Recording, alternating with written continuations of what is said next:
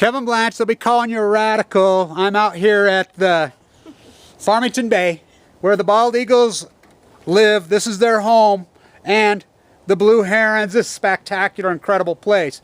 There's two right there. You know, you're going to see them on this camera. But I talked to Rich. He's the head guy out here. Well, she called Rich and he says 15's all they're seeing on the whole refuge. Now, you can see two of them out there. Now, is that low? Oh, that's beyond low. Now, remember they all died here last year. Yeah, but it's still maybe kind of early. Maybe. But, you know, and I'm up on the lake, or on the breeding, or where they fish in Hennifer. I only counted two. Now, I know why they come there. They come there why the whitefish are spawning. The whitefish are spawning now. So my point is this, and let's open this conversation, which the state of Utah doesn't want to have this conversation. I want to have this conversation. We know what goes on at Dugway, and Dugway's doing what they call Operation Jackrabbit. Operation London Fog. They've come out and announced it to the press. They've announced it to the world. They say nobody's protesting. I protest it. Now, the Grebes in 2011, they said had a massive they committed suicide, got tricked by the freaking, parking lot, and all died. Now, last year, we were told that all the eagles died. They migrate from Alaska because they ate the dead grebes. The dead grebes, it was said, by West Nile. Now, I've done tons and tons of work with the wildlife foundations all over the country. No one has officially confirmed this West Nile. And by the way, West Nile is a very complex disease that we don't even understand. My point is, well, maybe they were. But when Fukushima happens, we know what Dugway does out there. We know they had the accident in 1968, and it took KSL's reporter to crawl on his hands out there. We have no media.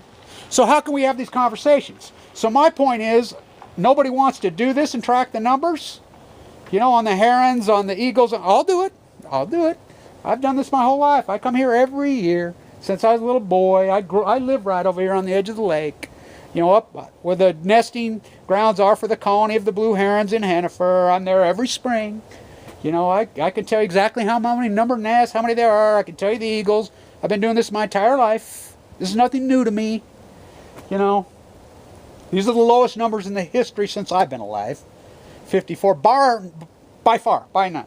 Now, the herons numbers are low.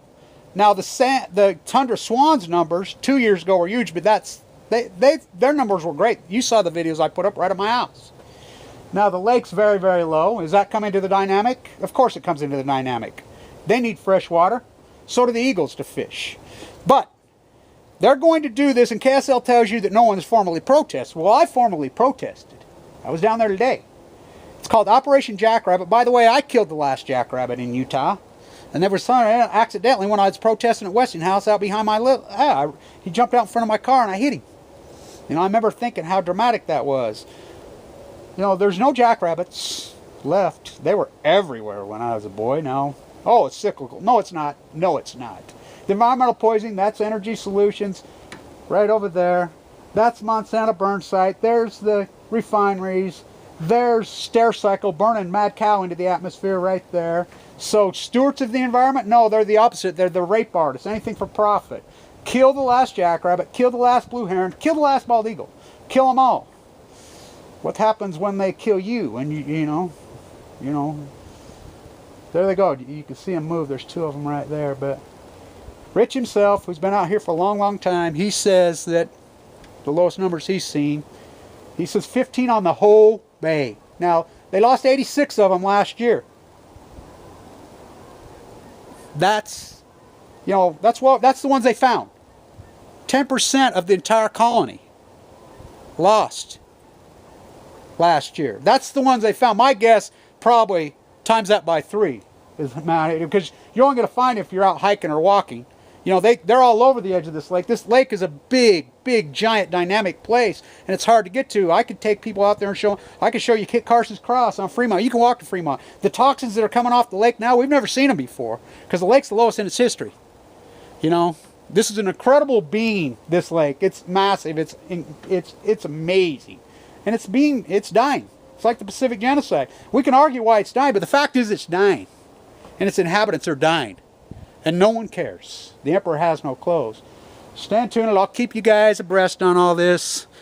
I'll I'll keep talking to them on the numbers. These are my favorite right here. Oh, do I love the blue herons. Those numbers are in trouble big time. Stay tuned.